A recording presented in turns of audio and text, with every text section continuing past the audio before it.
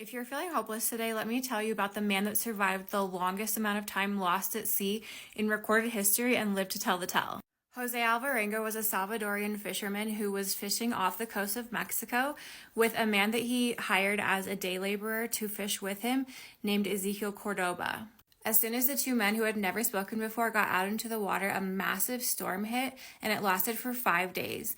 They had giant waves that damaged their radio and their motor and washed away basically all of the supplies they had on their boat for survival. Before they lost their radio, Alvarenga was able to call his boss, and that was the last time anyone heard from them for 438 days. They formed a search party to look for the two men, but the storm was so bad that they had to call it off after 2 days for their own safety. As they drifted further and further west into the Pacific Ocean, the two men realized that they were completely alone. The boat didn't even have any kind of shelter on it, so they were completely exposed to the elements, and the only supplies that they had left after the storm was one machete, one fishhook, and one onion. They also had the broken motor that they were able to take apart for pieces, and they also gathered plastic bottles from the trash they found in the ocean to collect rainwater.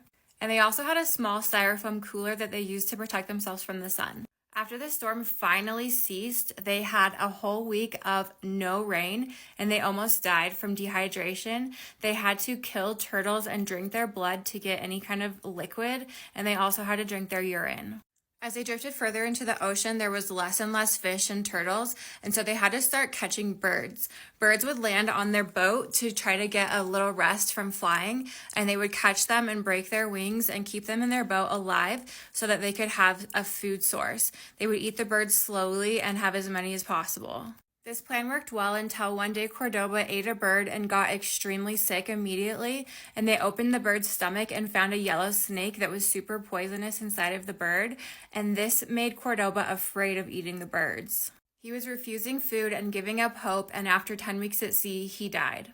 Alvarenga gave him a sea burial, and then he was completely alone. Using these techniques to stay alive, he drifted alone at sea by himself for over a year. He had a daughter back home that he wanted to stay alive for. Finally, in January of 2014, he saw coconuts on the horizon and he drifted up to an island. It was part of the Marshall Islands, which is one of the most remote places on Earth. He had drifted over 6,000 miles. The only two locals that lived on the island found him naked on the beach and brought him into their house. They didn't speak the same language, but they fed him pancakes and they called for help. Once Alvarenga was strong enough to fly home, he flew home to see his daughter, who he had promised to be a good father for, all of that time while he was alone at sea. He was able to survive for 438 days alone at sea with